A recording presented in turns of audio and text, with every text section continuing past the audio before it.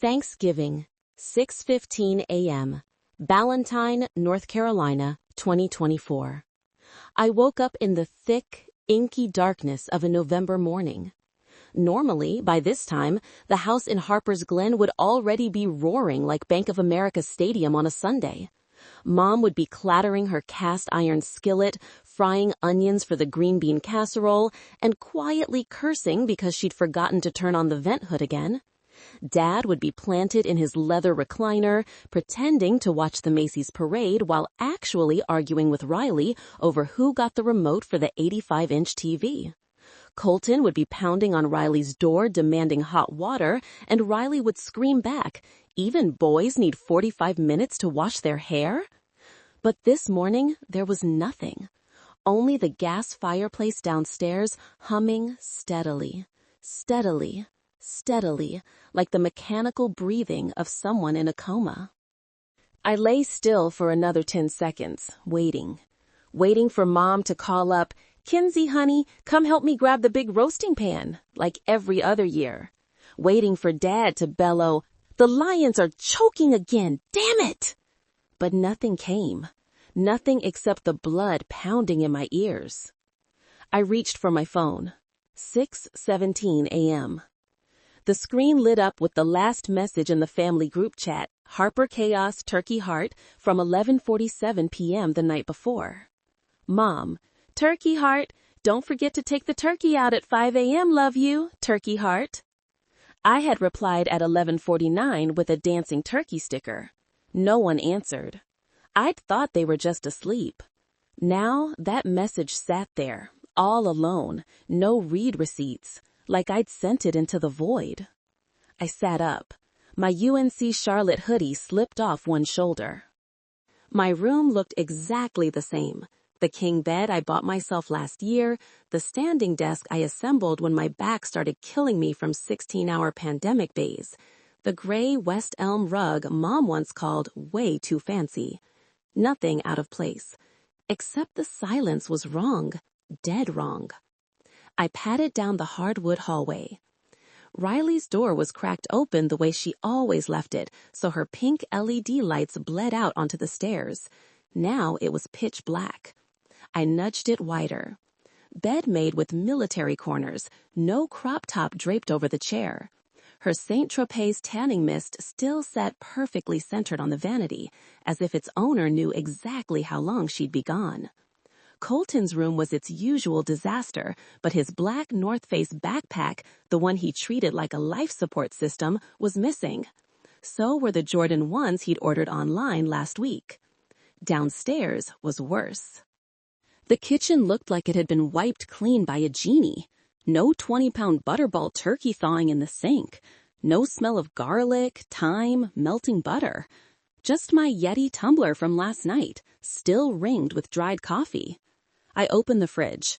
Top shelf, empty, except for half a block of Philadelphia cream cheese and a week-old opened bottle of Prosecco. No cranberry sauce, no sweet potatoes, no Cool Whip. Zero evidence that today was the biggest food holiday of the year.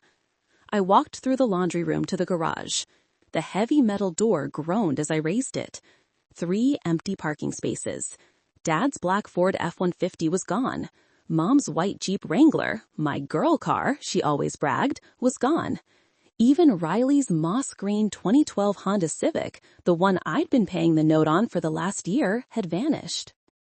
I stood there, breath fogging in the 38-degree North Carolina chill, one thought looping like an emergency broadcast. They all left. They left without telling me. I stood frozen in the empty garage, still gripping the garage door remote, my brain racing so fast I could hear the whine in my ears.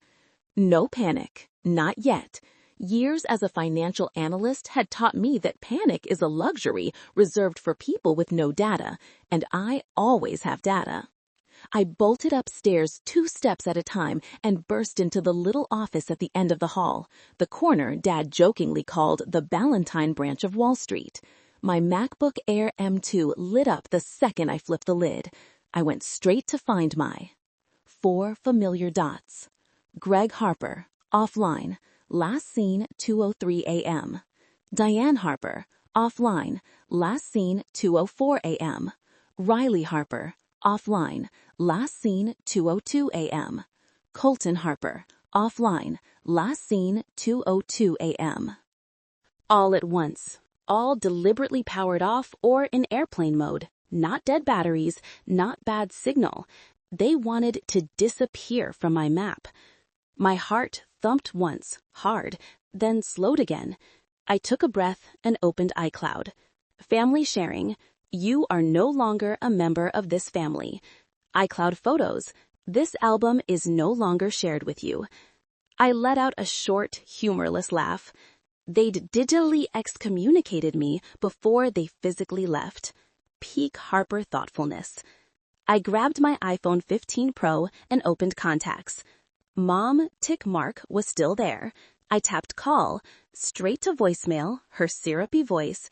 Hey y'all, leave a message after the beep. Dad mobile, voicemail. Riley, don't answer when driving, voicemail. Colt, basketball, voicemail. Then I opened messages, scrolled to Harper chaos tick mark. Mom's last text sat at the top, but the little delivered underneath was gone. Message not sent. Tap to try again. I tapped. Nothing. Tapped again. I'd been blocked from my own family group chat. That's when last night slammed into me like ice water. 11:58 p.m.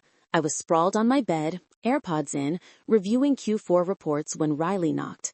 Sis, can I borrow your phone for literally 30 seconds? Mine's dead and a brand just DM'd me about a contract I need to screenshot.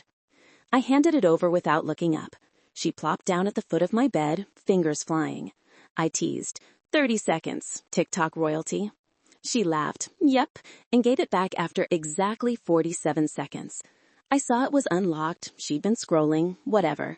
I locked the screen, tossed it on the pillow, kept working. 47 seconds. Enough to go to Settings, Apple ID, Family Sharing, remove Kenzie Harper. Enough to open iCloud Photos, Shared Albums, remove member. Enough to go into every family member's contacts, they were all signed into iCloud on my phone, find me, edit, rename me Kenzie Work, save. Enough to open the group chat, block this caller. I checked iCloud.com to confirm. Sure enough. In Mom's contacts, Dad's, Riley's, Colton's, my name was now Kenzie Work, with a red note, only call if emergency, she's always busy.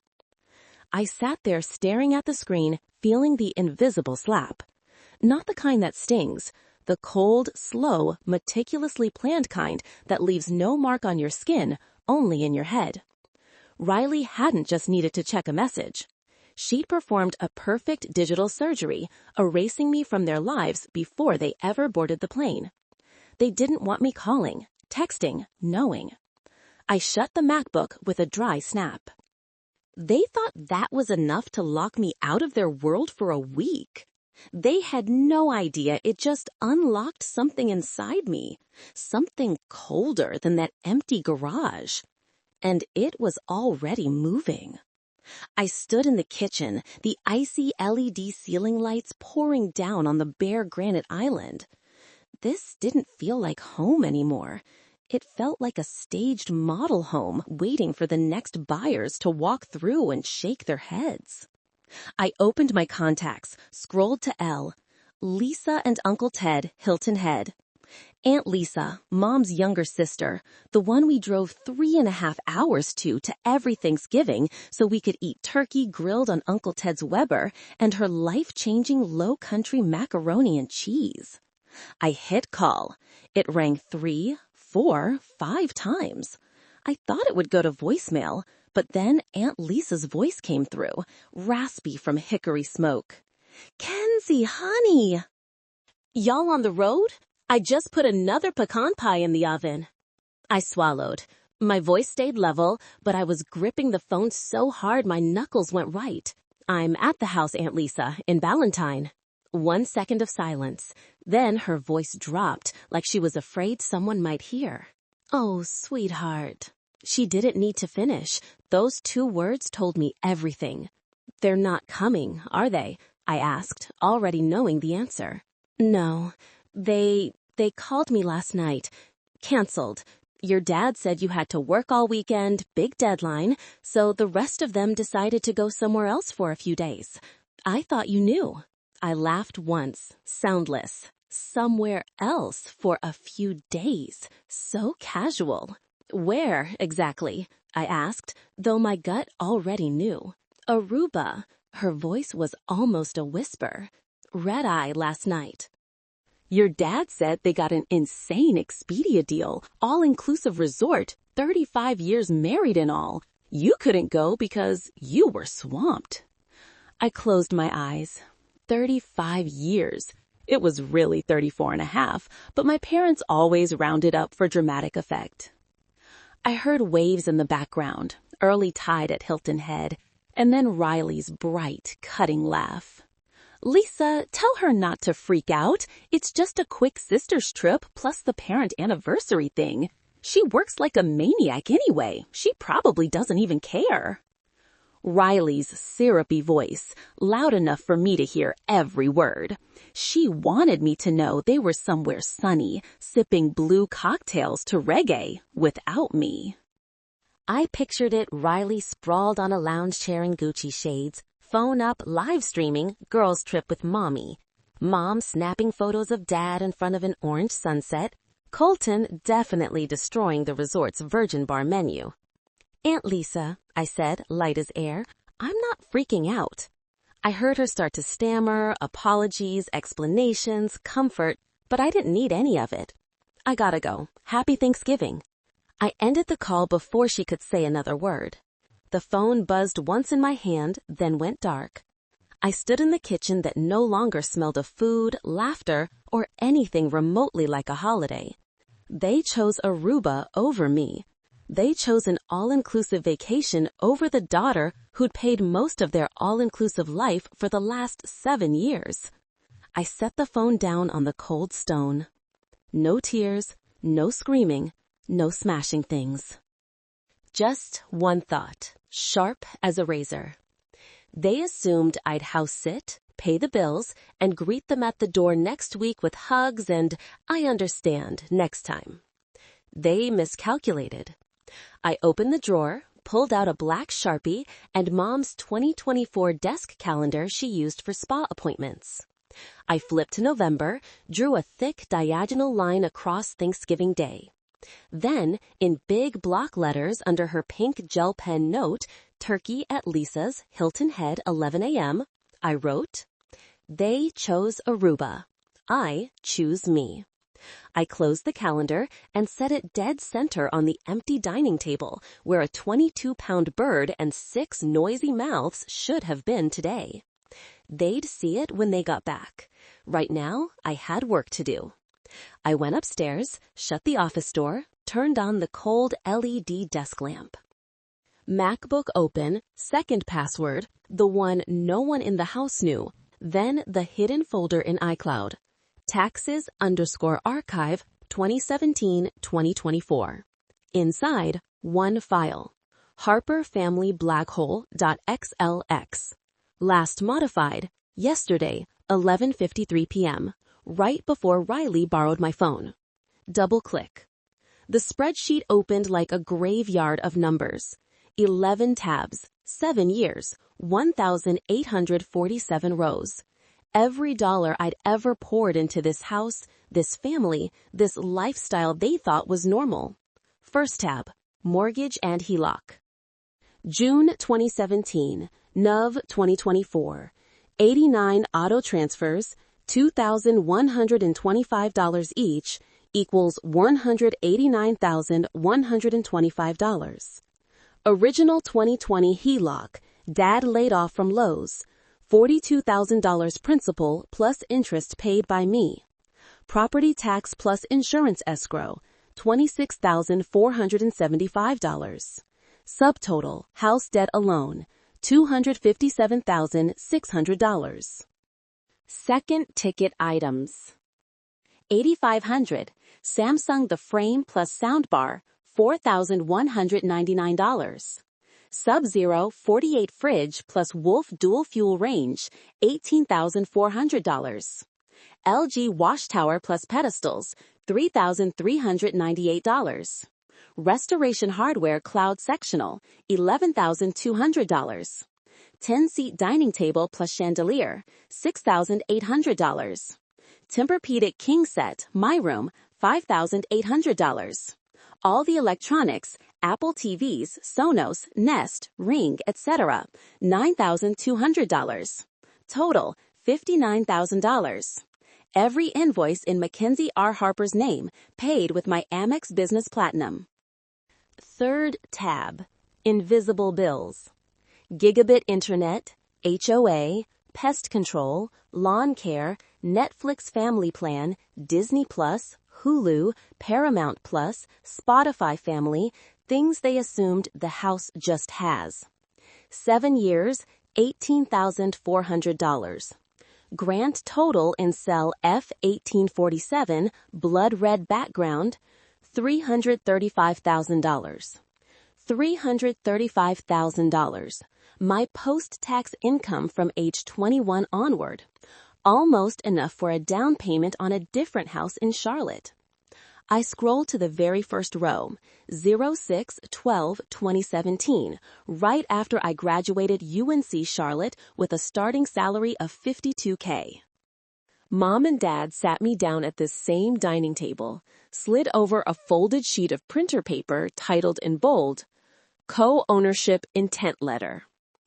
Greg and Diane Harper agree that all monthly contributions by Mackenzie Harper toward mortgage, HELOC, taxes, and maintenance shall be treated as equity contributions, not gifts, for the purpose of adding her name to the deed upon future refinance. 3 signatures, Greg, Diane, and mine, still shaky at 21. Dad even snapped a photo with his iPad and emailed it to me. Subject line, for your records, kiddo, we're fair people. I still had that email, never deleted it. They never refinanced. They only ever refinanced me, over and over. I scrolled to the newest tab, September 2024. One line I hadn't colored yet. 09/15/2024. New HELOC, Wells Fargo, $75,000, home improvement. I knew nothing about this loan. No co-signature. No heads up. I opened the Wells Fargo app, logged into the joint account I still had view access to because I was the one who paid. HELOC balance, negative $74,890. Disbursement description, transfer to Greg Harper checking 09/18/24. 3 days later, they booked Aruba. I stared at the $74,800 blinking like arterial bleeding. 7 years I thought I was buying a future. Turns out I was just renting a seat at their past. I closed the file, opened a new browser tab. Search 1. How to remove yourself from joint checking account Wells Fargo, North Carolina. Search 2. North Carolina Statute of Frauds, Verbal Agreements, Real Estate. Search 3. Cost of 26-foot U-Haul, one-way, Charlotte to storage. No tears. Just a cold, clean spread from my chest to my fingertips. Like freezing a credit account with one click. They chose Aruba with my money. Now it was my turn to choose. And this time, I wasn't leaving a single breadcrumb.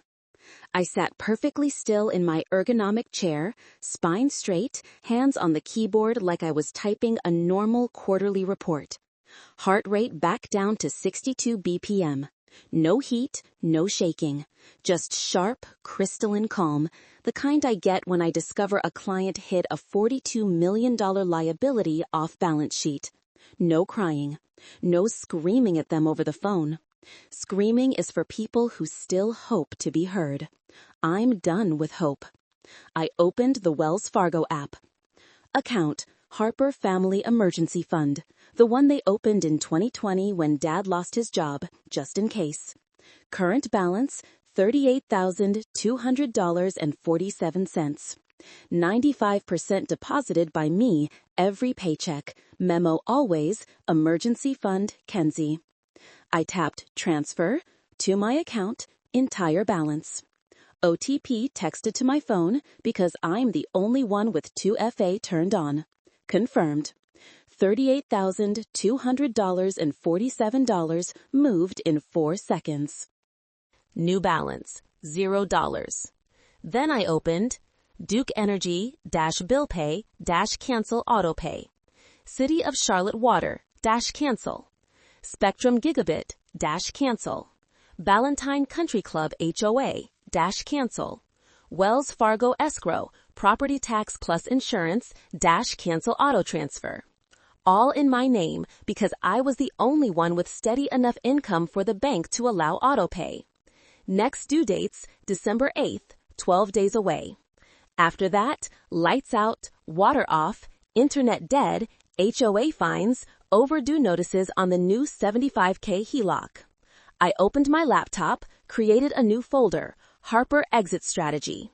File 1, Demand Letter Draft. File 2, Inventory of Personal Property with Receipts. File 3, Timeline of Contributions 2017-2024 for potential partition lawsuit.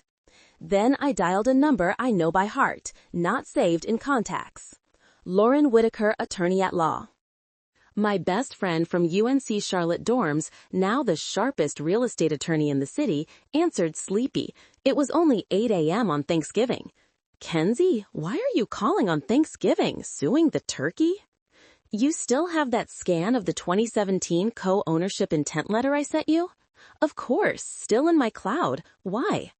My parents just flew to Aruba with my money, kicked me out of family sharing, and took out a secret $75K HELOC. I need a demand letter to my own parents, add my name to the deed, or repay the full $335K, 15-day deadline from receipt. 2 seconds of silence. Lauren woke up fast. Jesus Christ! Done. I'll draft tomorrow. Black Friday I'm free. Final version to you by Friday night. You okay? Better than ever. I hung up, texted her. Attached, Harper Family Black Hole.xlsx plus 2017 intent letter scan. Thank you. I owe you a Mealy's brunch for life. Done.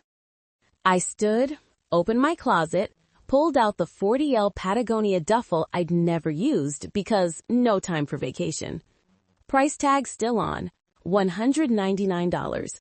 I ripped it off and tossed it in the trash. I wasn't running away. I was executing a strategic withdrawal with receipts. They chose vacation on my dime. I chose freedom on the same dime. I opened Zillow, filtered, for rent, South End Charlotte, available immediately. One listing popped. 2-bed, 2-bath, 1,180 square feet, rooftop deck, $2,950 a month. Available today. Reason, owner just relocated to Austin, desperate to rent fast. I hit schedule tour today 2 p.m. Agent replied in 30 seconds. See you at 2. I shut the laptop, looked around my room one last time. This room used to be home. Now it was just over-leveraged collateral I no longer had to carry. I whispered to myself, Happy Thanksgiving, Harper family. Enjoy the sun. I'm done being your umbrella. Black Friday, 7:45 a.m., Ballantine. 34 degrees, fog still clinging to the front lawn. I stood at the garage door holding a pour-over from the Chemex, last coffee I'd ever make on the Wolf Range that in a few hours would legally be mine again. 2 26-foot U-Hauls idled at the curb, hazard lights blinking orange. 4 TaskRabbit guys in Carhartt jackets hopped out, breath fogging. The leader, Marcus, shook my hand. Morning, ma'am. Precision extraction, no drama, right? Exactly. I handed him my iPad, list already open. Only what's on here, receipts attached, everything else stays. Marcus scanned. 85-inch frame, Sub-Zero, Wolf Range, LG wash tower, RH Cloud sectional, 10-seat dining table, plus my entire bedroom. He whistled low. High-end job. We'll treat it like we're moving the Panthers' locker room. 8:10 a.m. We started filming. I held my iPhone 15 Pro Max, slow motion 4K, narrating like I was inventorying a warehouse. Living room, pre-removal, 8:12 a.m., November 29, 2024.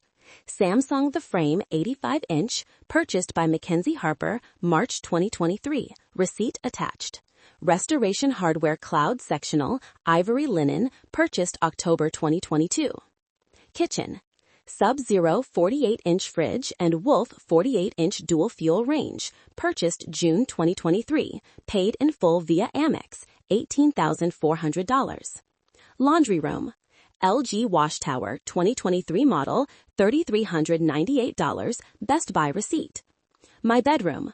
Tempur-Pedic king set, dresser, nightstands, all purchased by me, 2021-2023. Videos uploaded in real time to a Google Drive folder, Harper Exit, timestamp evidence, shared only with me and Lauren Whitaker. 8:30, we started with the TV. Marcus and another guy used professional tools, unmounted the frame like they were taking down $1 million painting, wrapped in foam, moving blankets, secured in the first truck. Then the kitchen appliances.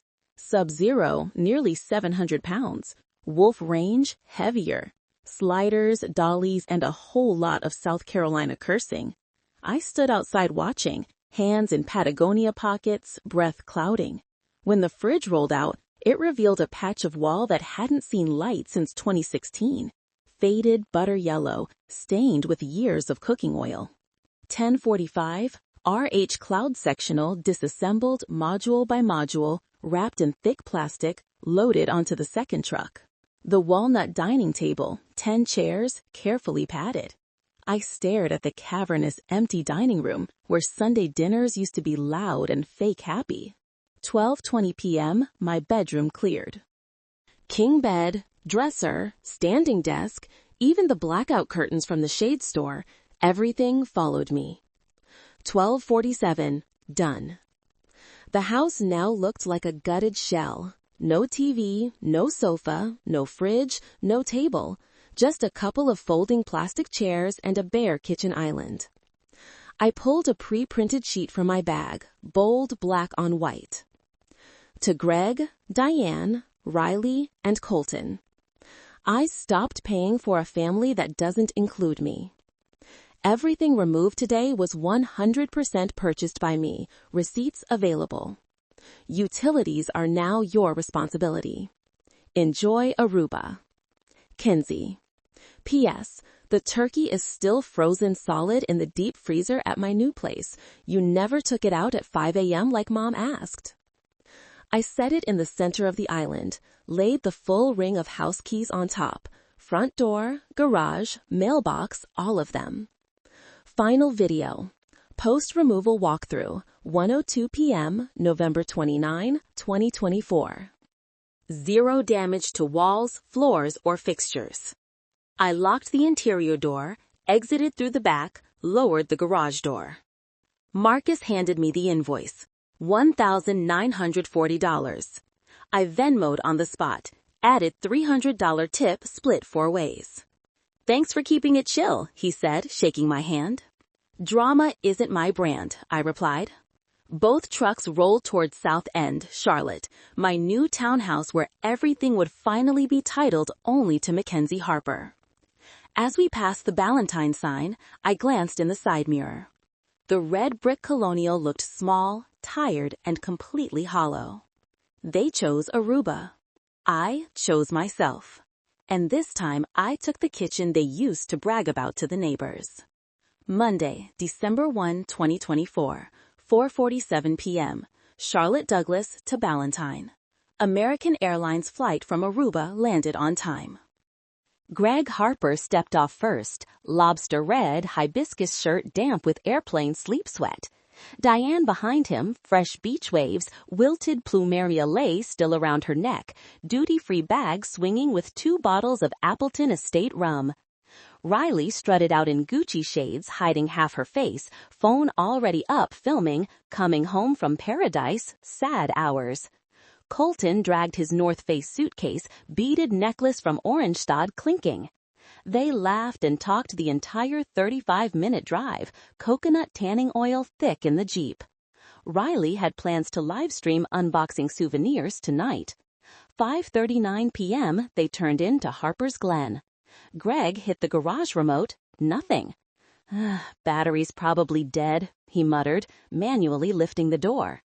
They poured in through the kitchen. Lights didn't work. Diane flipped the switch over and over. Click, click, click. Nothing. Pitch black except the faint glow from the windows hitting the empty granite island. What in the world? Diane grumbled, phone flashlight on. The beam swept the kitchen. No Sub-Zero, no Wolf Range, no 10-seat table, no chairs. Diane shrieked, the sound echoing in the hollow space. Mackenzie! Riley ran to the living room, flashlight shaking. No 85-inch frame, no RH cloud, just the ghost outline of the coffee table on the rug and 4 nail holes where the TV had hung. We've been robbed, Riley screamed, instantly starting Instagram Live, phone in her crying face. Guys, we just got back from Aruba and the house is empty. No TV, no couch, literally nothing. This is a nightmare. 28,000 viewers in under 30 minutes. Comments flying. Girl, what the hell? Call the police now. Is this a prank? Greg was already dialing 911 with shaking hands. 911, what's your emergency? My house has been burglarized. Everything's gone. The TV, the fridge, the couch, everything. CMPD arrived in 17 minutes. 2 patrol cars, red and blue lights flashing down the quiet cul-de-sac. Sergeant Ramirez, the older officer, stepped in, flashlight sweeping. Diane was still live streaming, mascara running. Ma'am, please put the phone down, Ramirez said. Riley reluctantly ended the live but kept recording audio. Greg waved his arms. They took the $20,000 fridge, the $12,000 couch. My daughter's stuff is still here. Wait. Ramirez opened his tablet, scrolled, then turned the screen to Greg. Sir, we received an email from a Mackenzie Harper at 6:14 this morning with time-stamped before and after videos and receipts for every item on this list. She stated she was retrieving her own property. Ring any bells? Greg froze, mouth opened, closed, no sound. Diane snatched the tablet, eyes bulging when she saw the note I'd left on the island a week ago. I stopped paying for a family that doesn't include me. Enjoy Aruba. Kenzie. Ramirez shrugged, pure North Carolina cop monotone. Looks like a civil matter, folks. No forced entry, no damage, everything documented as belonging to Miss Harper. Take it to court. Have a good evening. Diane screamed as they walked out. That's my daughter. She can't just take everything. Ramirez paused at the door, gentle but firm.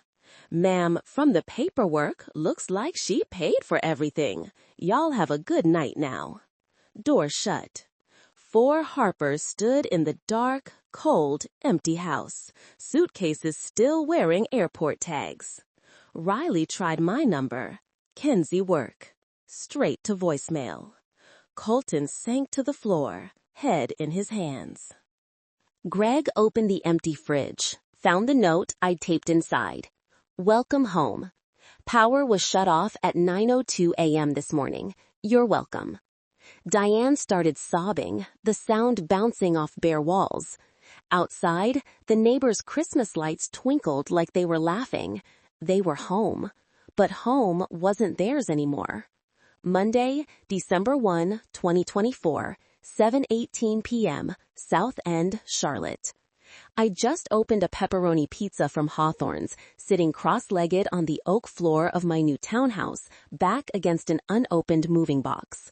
The 85-inch frame was already mounted opposite me, cycling sunset photos I took in the Outer Banks last year. The Sub-Zero and Wolf gleamed in the open kitchen under West Elm pendants. The 1,180 square foot place didn't have its sofa yet. HELOC was still in transit from the warehouse, but it smelled like fresh paint and freedom. And most importantly, the lease was in one name only, mine. Doorbell. Ring camera. 2 CMPD officers, my parents, and Riley on the stoop. No Colton, probably babysitting the rum. I was still in today's work outfit, black theory blazer, wide-leg trousers, nude Louboutins, hair in a low bun. I opened the door. Charlotte polite smile. Evening, officers. Come in. Sergeant Ramirez, same guy from Ballantyne this afternoon, and a younger female officer stepped inside, glancing at the now familiar luxury appliances that matched their earlier videos. Ramirez nodded. Miss Harper, we're here because your family filed a theft report regarding property removed from 1427 Harper's Glen Lane. They're outside. I gestured them in. Please have a seat. Coffee? Water? I have Le Colombe cold brew in the new fridge. Both declined. I pulled my iPad Pro from the island, opened the folder I'd prepped, Harper Exit Legal Bundle. Before anyone uses the word stolen, let me show you 3 things. I handed Ramirez the iPad. Document 1. Co-ownership intent letter dated 06/12/2017. Original scan, handwritten signatures. Key sentence highlighted. All monthly contributions by Mackenzie Harper toward mortgage, HELOC, taxes, and major improvements shall be treated as equity contributions, not gifts. Document 2, Bank Statements 2017-2024. 89 pages of transfers, memo always, mortgage/HELOC, Kenzie contribution. Total house debt paid, $257,600. Summary sheet, $335,000 total contributions. Document 3, Original Receipts. Every single item I took, titled to Mackenzie R. Harper, Amex or Ally debit. Samsung the frame 85-inch, $4,199. Sub-Zero 48 fridge, $11,200. Wolf 48 range, $7,200. RH Cloud sectional, $11,200. LG wash tower, $3,398. Tempur-Pedic king set, $5,800. Serial numbers, delivery signatures, dates matching the time-stamped videos. I let Ramirez flip through. The female officer read over his shoulder, eyes widening at the totals. Ramirez looked up, flat cop voice. Ma'am, everything here lines up with the videos you emailed this morning. No forced entry, no damage. These items are clearly your legal property. He handed the iPad back.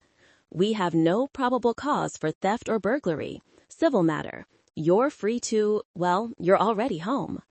I smiled, small and professional. Thank you, officers. I appreciate you coming out on a Monday night. Ramirez paused at the door, voice low. Off the record, my sister went through almost the exact same thing with our parents' lake house. Get a good lawyer, and maybe change those locks one more time. Already done, and I have the best lawyer in Charlotte. Door closed. On the ring feed, I watched my parents and Riley still standing in the common hallway. Diane crying, Riley filming TikTok, muttering, "This is insane." Greg just staring, fists clenched.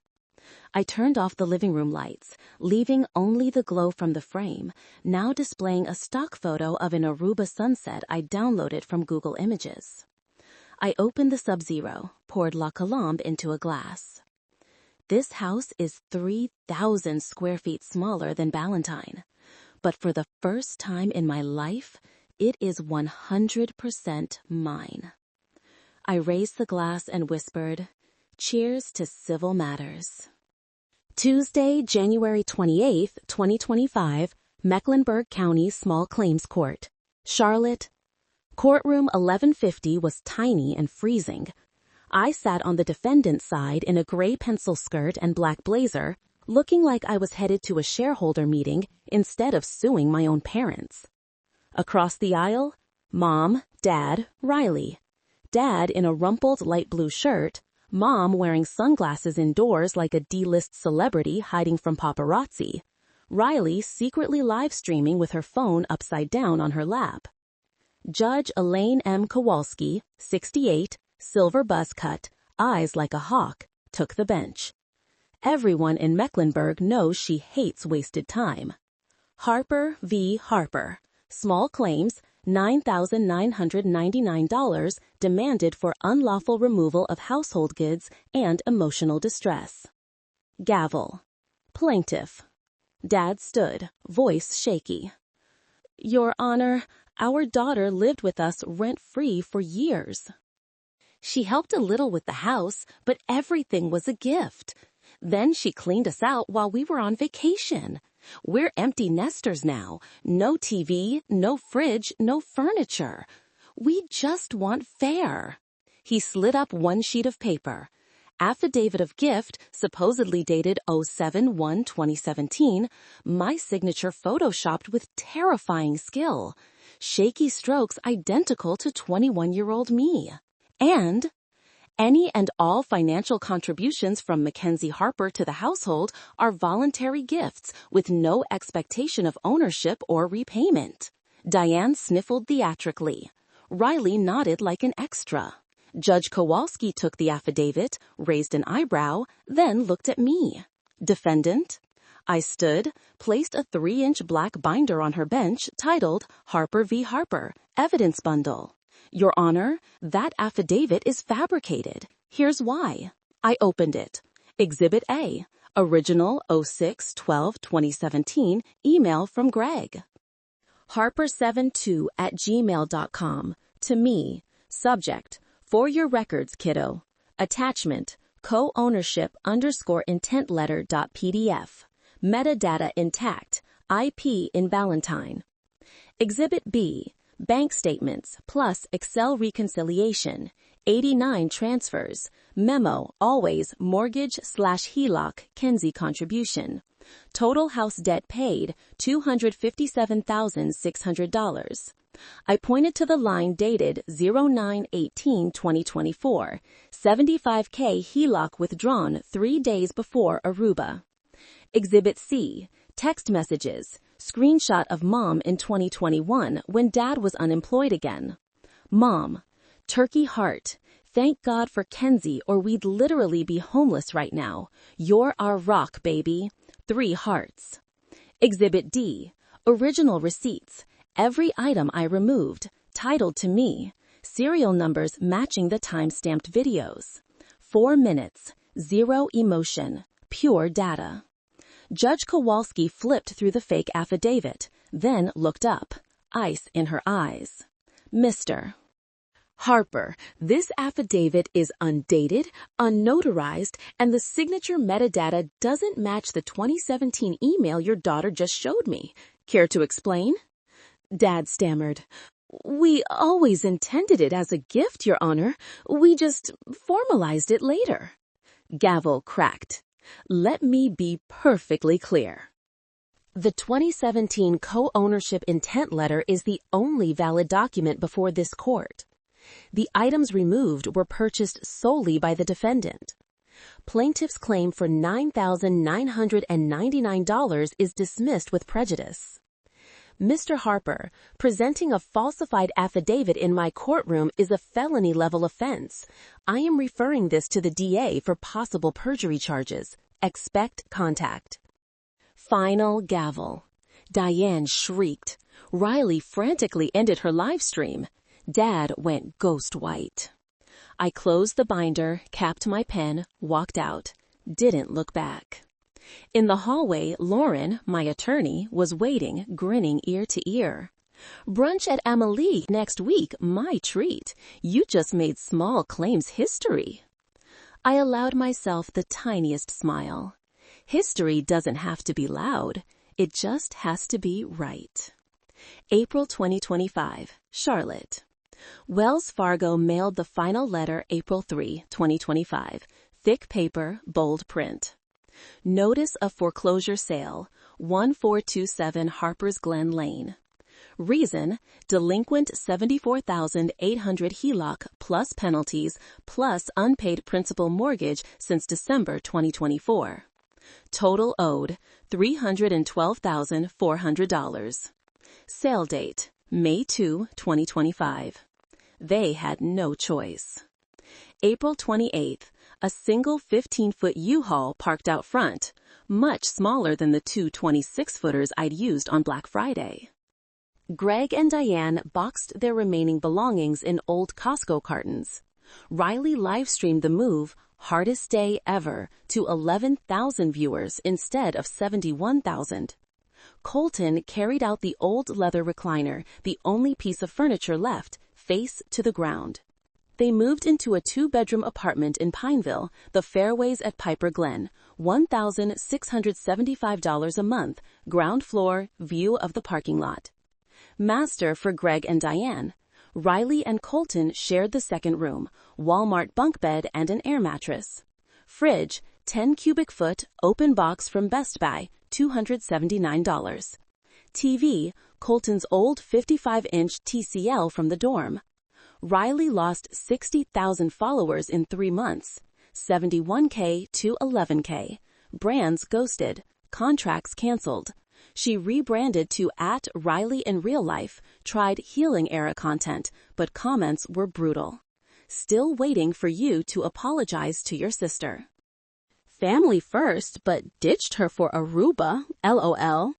She disabled comments, but kept posting old Aruba photos every week. Golden filters, caption, miss this, family first. 312 likes, 89 hidden comments. Colton dropped out spring semester. Now an Amazon warehouse associate, CLT4 fulfillment center, night shift, $19.25 an hour. Home at 6 a.m., eyes bloodshot, sleeps on the futon, up again for swing shift. He texted me once, February. Colton, I'm sorry, Kenzie, I didn't know it would go this far. I read it, didn't reply, didn't block either. Left it there like a healing scar. Diane made a new Facebook just to post old photos. Eagle Beach, Aruba, November 2024. Me at 8 years old hugging her at middle school graduation. Captions always, praying for reconciliation or missing my firstborn. Never tagged me, never messaged directly. Probably scared I'd screenshot. Greg took a part-time security gig at a new apartment construction site in Ballantyne, 3 miles from the old house. Every shift he drove the beat-up F-150, country station on, humble and kind on repeat. Once he drove past the old house, now sporting a bright red sold sign from an investment fund.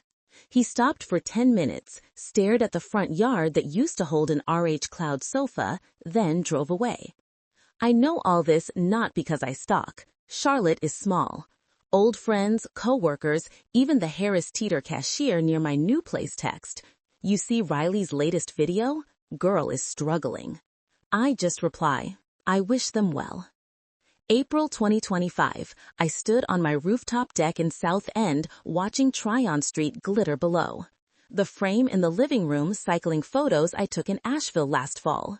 Sub-Zero stocked with LaCroix and meal prep for the week. Offer letter on my desk. $178K plus bonus. No one asking, did we send the mortgage contribution yet? No one borrowing my car and returning it on E. No one filming my cooking to post Mom of the Year. Just me, coffee, and a sundae with no one to save. I opened my phone, scrolled past the photo Diane just posted, all 4 of them on the old futon in Pineville, forced smiles, caption, family first. Aww. I looked for a moment, then closed the screen. They lost the house, lost the furniture, lost the followers, lost the daughter who once carried the whole family on her back. And me? I only lost a family that never truly counted me as a member. I have never felt richer. Sunday, May 2025, 8:12 a.m. South End, Charlotte. early summer sun streamed through the floor-to-ceiling windows, washing the pale oak floors and the freshly delivered RH Cloud sofa, dove gray, soft as heaven.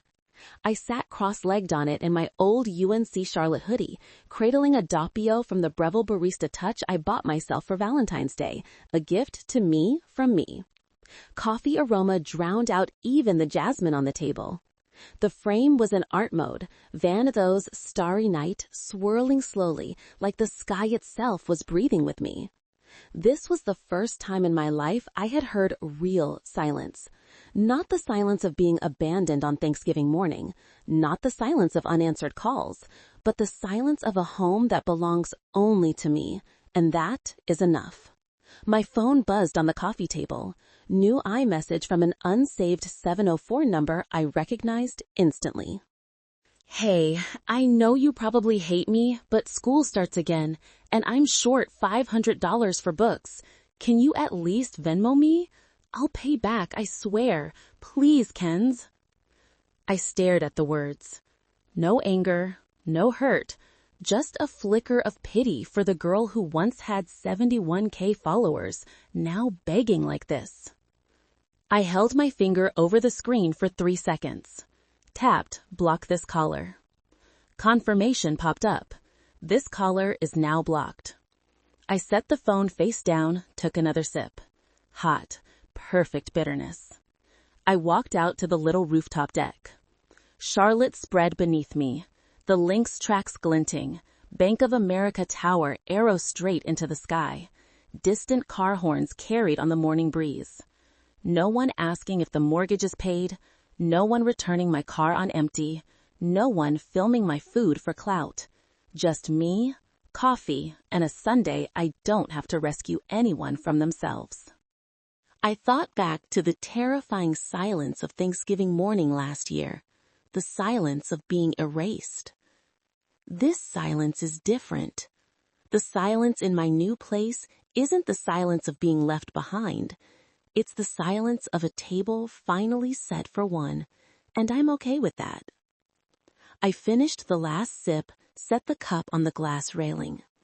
On the wall inside, the frame changed to the next artwork, a small house by the sea, windows glowing, one lone figure standing inside. I smiled. That's me, and I'm home.